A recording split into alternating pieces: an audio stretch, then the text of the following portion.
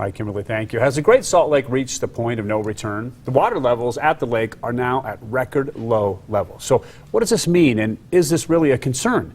Good for Utah's Aldo Vasquez went to find out.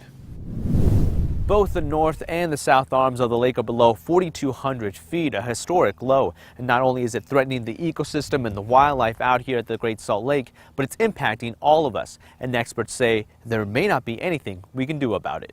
Life moves pretty slow at the Great Salt Lake these days. The only activity this marina has seen is this little guy gliding through the water. Right now, almost nobody can use those marinas for recreational purposes. That's because the water levels at the Great Salt Lake have reached historic lows. That more lake bed is being exposed, putting wildlife in danger. We've had a few instances where bison and antelope and coyotes are able to move off the island. Predators can access some of the islands.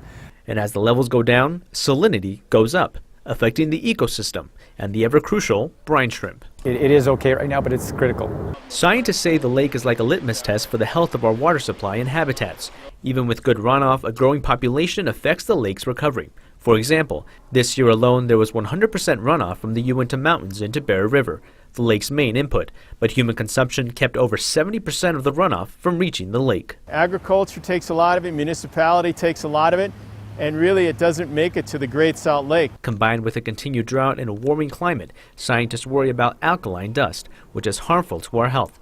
Scientists say soil moisture projections till the end of the century don't hold a promising future for the lake. And as a result, we're going to see the Great Salt Lake decline for the next 75 years. Essentially, Utah will need to see a tremendous amount of runoff and rainfall from all the major contributors to the lake in order for it to bounce back. But at the moment, the future of the Great Salt Lake does not look very promising. At the Great Salt Lake, Aldo Vasquez, good for Utah.